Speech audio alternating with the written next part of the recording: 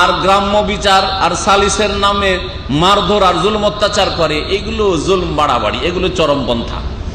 আমাদের দেশে যেগুলো সামাজিক বিচার হচ্ছে আর মহিলাদেরকে ধরে পিটাচ্ছে, আজকাল প্রচার মাধ্যমে দেখা যাচ্ছে, তারপর শিশুকে পিটাচ্ছে, অথবা গণপিটুনি, চোরকে গণপিটুনিতে মেরে ফেলে দিচ্ছে, অথবা পকেট মারকে মানে গণধোলাই দিচ্ছে, এগুলিও বাড়াবাড়ি চরমপন্থা, যেগুলি ইসলাম সমর্থন করে না। ইসলাম হচ্ছে মধ্যম পন্থা। ধর্মের নামে এই এক গুমরাহি আছে, যেই গুমরাহি থেকে সতর্ক সাবধান হতে হবে। আজকাল প্রচার মাধ্যমগুলি সারা পৃথিবীতে যত ভ্রান্ত মতবাদ আছে সবগুলিকে হাতের মুঠে এনে রেখে দিয়েছে, যার ফলে কোথায় পৃথিবীর পয়দা হচ্ছে, ধরেন বাংলাদেশে না হয় দুই একটা পয়দা হয়েছে, বাংলা ভাই আর আব্দুর রহমান এই দল পয়দা হয়েছে, কিন্তু অন্যান্য দেশে যেসব চরমপন্থীগুলো পয়দা হয়েছে ঘরে ঘরে আপনার ফেসবুক আর ইন্টারনেট দিয়ে ঢুকে যাচ্ছে আর ইউটিউব দিয়ে ঢুকে যাচ্ছে। এইরকমই বর্তমান যুগে ধরেন আল কায়দা পয়দা করেছে, এগুলো কি ISIS, যেটাকে দায়েশ আরবিতে বলা হচ্ছে, ISIS, Islamic state of Iraq and Syria, এটা হচ্ছে শর্ট ফর্ম ISIS। আর ইসলাম, তাদের নাম হচ্ছে Islamic state of Iraq and Syria, Syria এবং ইরাকের ইসলামিক স্টেট। কোন ইসলামিক স্টেট নেই। এদেরকে তৈরি করলো কে? তৈরি করলো কে? ভালো করে ঠান্ডা মেজাজে বোঝার চেষ্টা করবেন। আর এরা করছেটা কি? এরা কি ইসলামের প্রতিনিধি? ইসলামের কথা পেশ করছে?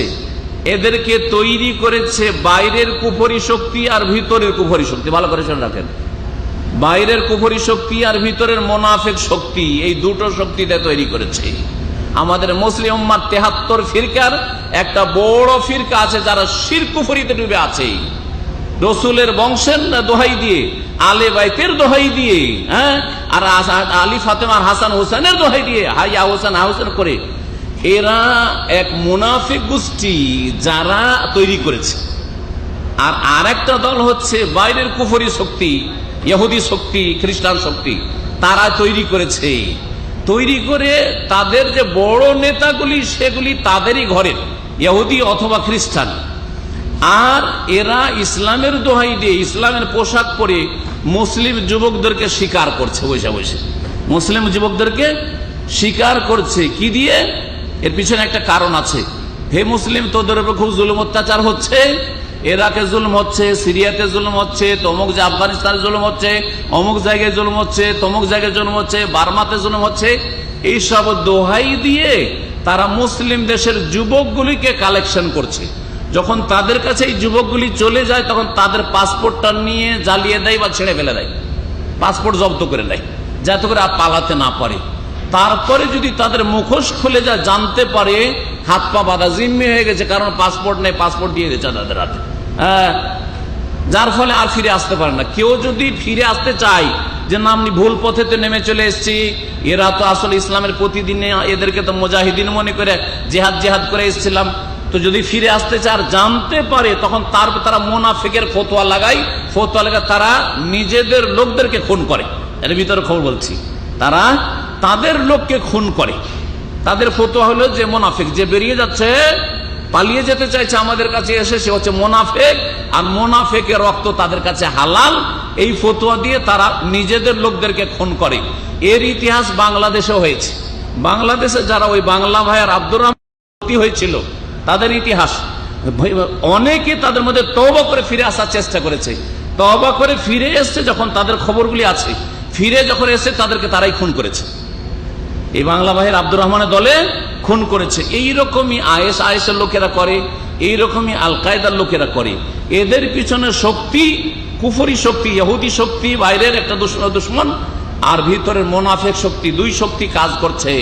আহলে সুন্নাত ওয়াল জামাত সুন্নি মুসলিমদেরকে বদনাম করার জন্য যে ইসলাম মানে হচ্ছে কি সন্ত্রাস, ইসলাম মানে হচ্ছে সন্ত্রাস, আর সুন্নি আলেম ওলামা মানে সন্ত্রাসের শিক্ষা দিচ্ছে।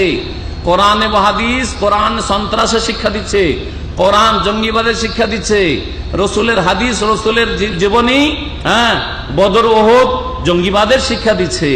বলেন, বদর ওহুদ জঙ্গিবাদের শিক্ষা দিচ্ছে না বদর ওহুদ প্রতিশোধের শিক্ষা দিচ্ছে? হ্যাঁ, কত ধৈর্য ধরেছেন রাসূলুল্লাহ সাল্লাল্লাহু আলাইহি সাল্লাম। তারপরে রাসূলুল্লাহ সাল্লাল্লাহু আলাইহি সাল্লাম যদি রক্তের পিপাসু হইতেন, মক্কা যখন বিজয় করলেন, এইরকম রমজান মাসের দিনগুলি ছিল 8ম হিজরিতে। প্রিয় মুহাম্মদ রাসূলুল্লাহ সাল্লাল্লাহু আলাইহি ওয়াসাল্লাম যখন মক্কায় ঢুকলেন, ঢোকার পরে তার জাতিকে বললেন যে দেখো তোমরা আমার সাথে কি আচরণ করেছো 13 বছর মক্কায়, আর তারপরে 8 বছর মদিনায় হইলো আমার। কত বছর হয়? হ্যাঁ, 21 বছর। এই 21 বছরের ইতিহাস তোমাদের জানা আছে।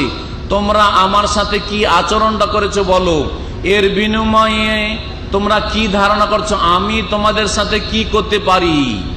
মা আনা ফাইলুন বেকুম, তোমাদের সাথে আমি কি আচরণটা করব বলো। তখন এই মক্কার মুশরিকরা অসহায় বলেছিল যে আখুন করিম ওয়াবনু আখিন করিম, তুমি হচ্ছে সম্মানিত আমাদের বংশের ভাই, রক্তের ভাই, আর তুমি আমাদের সম্মানিত ভাইয়ের সন্তান। তুমি হচ্ছে আব্দুল্লাহ আমাদের ভাই, তার সন্তান। তুমি হচ্ছে আব্দুল মুত্তালিবের সন্তান। তোমরা সম্ভ্রান্ত পরিবারের লোক। সুতরাং আপনার কাছে আর আমরা কল্যাণ ছাড়া অকল্যাণের কোনো আশা রাখি না। আপনি আমাদের সাথে ভালো আচরণই করবেন আশা করি।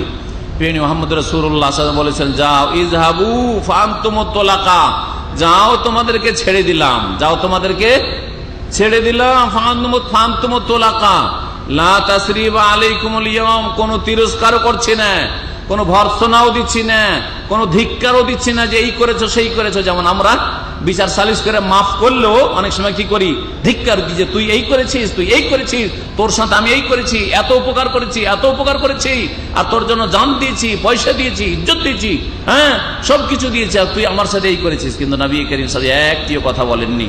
যাও, কোনো রকমের ধিক্কার নেই, তিরস্কার নেই, ভর্ৎসনা নেই। ইযহাবু ফাআনতুমুত তুলাকা, তোমাদেরকে ছেড়ে দিলাম। নবী করিম সাল্লাল্লাহু আলাইহি ওয়াসাল্লামের যুগে সবচেয়ে বড় মুনাফিক ছিল, খুন করেননি। আর এরা, এই জঙ্গিরা, এই চরমপন্থীরা মুনাফিক ফতোয়া দিয়ে খুন করে, মুনাফিক ফতোয়া দিয়ে মুসলিমদেরকে খুন করে। আর কাফের মানে রক্ত হালাল। কাফের মানে রক্ত হালাল? কে বললো কাফের মানে রক্ত হালাল? না, মোটেই না। এই জন্য আমার একটি আলোচনা আছে, অনেক পুরাতন, আজকে থেকে 12 বছর আগের আলোচনা আছে, শুনবেন, 10-12 বছর আগের আলোচনা। এটা হচ্ছে সন্ত্রাস ও বোমাবাজি। সন্ত্রাস ও বোমাবাজি ইসলাম এই শিক্ষা দেয় না।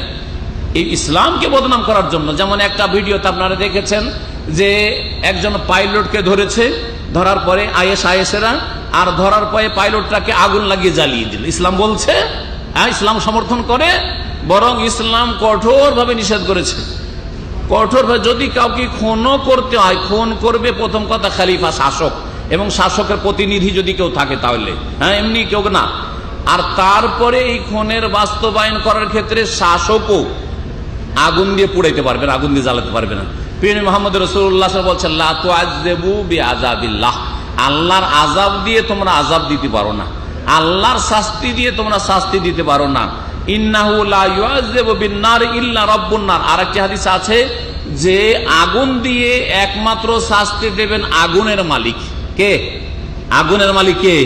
আগুনের সৃষ্টিকর্তা আল্লাহ রাব্বুল আলামিন। আগুন দিয়ে শাস্তি দেওয়ার অধিকার একমাত্র আগুনের সৃষ্টিকর্তা রাব্বুল আলামিনের, কোনো মানুষের নেই। তাহলে এই আগুন দিয়ে জ্বালিয়ে দিয়ে ইসলামকে বদনাম করতে চাইলো না, যে দেখো দেখো দেখো এরা কত নিষ্ঠুর, এরা কত পাষণ্ড। আর এই ইসলাম কি শিক্ষা দেয়, যে মানুষকে আগুন দিয়ে জ্বালিয়ে দিচ্ছে। আগুন দিয়ে জ্বালিয়েছে ইহুদি শক্তি, আগুন দিয়ে জ্বালিয়েছে কাফের শক্তি, মুসলিম শক্তি কোনোদিন এই কাজ করতে পারেন না। এরা হয় মুনাফিক, মুনাফিকদের এজেন্ট, আর না হলে এরা কাফের ইহুদি নাসারাদের এজেন্ট। এরা মুসলিমদের প্রতিনিধি নয়, যারা চরমপন্থী বা যারা জঙ্গি সন্ত্রাসী, তাদের কথা ভালো করে বুঝে রাখেন।